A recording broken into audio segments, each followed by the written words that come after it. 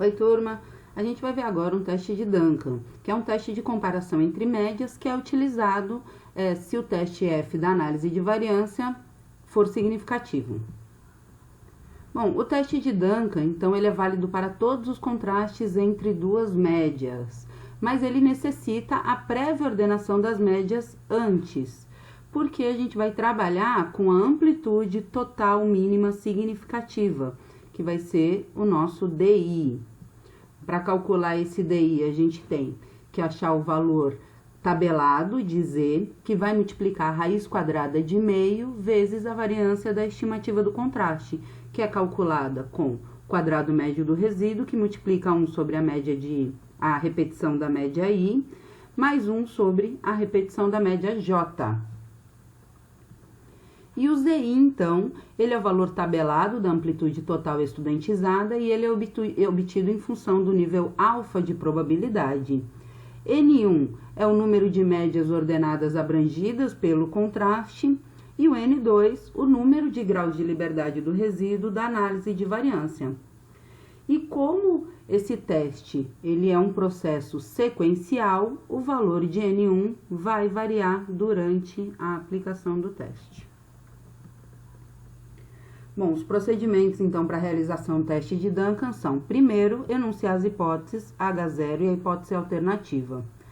Depois, a gente ordena as médias e já calcula a estimativa entre a maior e a menor média, para poder, então, calcular essa amplitude total mínima significativa, o DI, para comparar.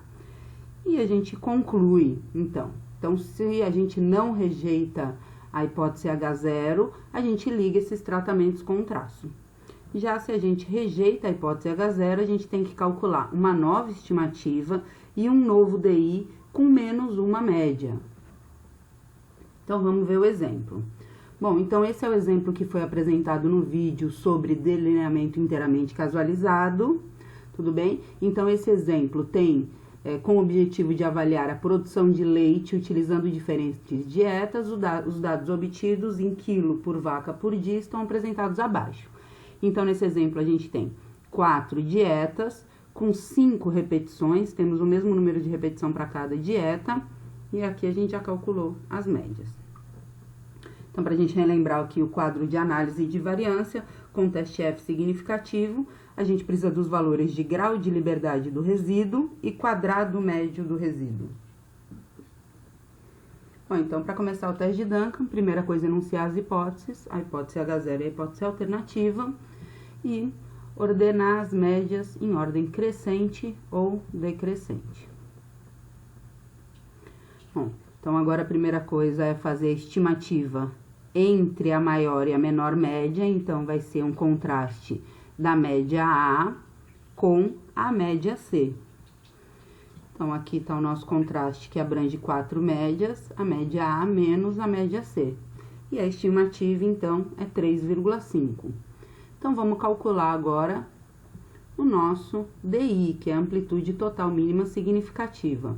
Então, no caso, a gente tem 4 médias, eu vou calcular um D4. Eu vou precisar achar na tabela um Z referente a essas 4 médias, que vai multiplicar a raiz quadrada do quadrado médio do resíduo vezes a repetição. Eu simplifiquei a fórmula, porque a gente tem o mesmo número de repetição, a gente já pode ter essa fórmula mais simples. Então, no caso, a gente vai olhar na tabela Z, a 5%, o valor de N1 igual a 4 e N2 igual a 16. Então, tá aqui a tabela dos valores da amplitude total estudantizada Z para uso no teste de Duncan a 5% de probabilidade. A gente vai olhar aqui com N1 igual a 4 médias e N2 o grau de liberdade do resíduo. Eu já deixei aqui marcada esse valor para 3 médias e para 2 médias que a gente vai utilizar durante o exercício.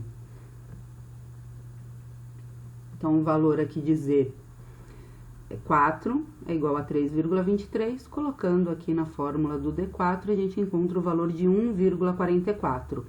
Esse é o valor da amplitude total mínima significativa. Então, se as médias tiverem uma diferença maior que 1,44, a gente rejeita a hipótese H0, elas são diferentes. Se as médias tiverem uma diferença menor que 1,44, a gente não rejeita e considera as médias semelhantes. Nesse caso aqui, 1,44 menor, né, do que 3,5, a gente rejeita a hipótese H0 e devemos continuar o teste agora com contrastes que abrangem 3 médias, certo? A gente fez contrastes com 4 médias, agora a gente vai fazer com 3 médias.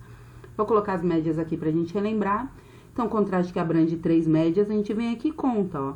1 média, 2, 3. Então, esse primeiro contraste vai ser a média de A menos a média de B. O segundo contraste, a gente vem aqui para a segunda média e conta. 1 média, 1, 2, 3. Então, o segundo contraste vai ser a média de D menos a média de C. E aí, agora a gente pode ver que não tem mais como montar contrastes que abrangem 3 médias. Se a gente vem aqui para a média B, não tem como. Então, agora a gente tem o valor de Z quando eu tenho um contraste que abrange em 3 médias, certo? A gente viu na tabela 3,15. Coloca na fórmula 1,41, que a gente vai comparar com as estimativas dos contrastes. A gente pode ver que 3 é maior do que 1,41, a gente rejeita e tem que continuar o teste. E a estimativa do segundo contraste também é maior do que o valor de D3, a gente rejeita e tem que continuar o teste. Agora, a gente vai fazer contrastes que abrangem 2 médias. Então, no caso aqui, a gente vem média A menos a média de D. Esse é o primeiro contraste. Média de D menos a média de B. Esse é o segundo contraste. E a média de B menos a média de C é o terceiro contraste que abrange 2 médias, certo? Agora, a gente vem e acha o nosso valor de Z quando eu tenho 2 médias e coloca na fórmula de D2. Agora, a gente tem contrastes que abrangem 2 médias, compara com o valor de D2.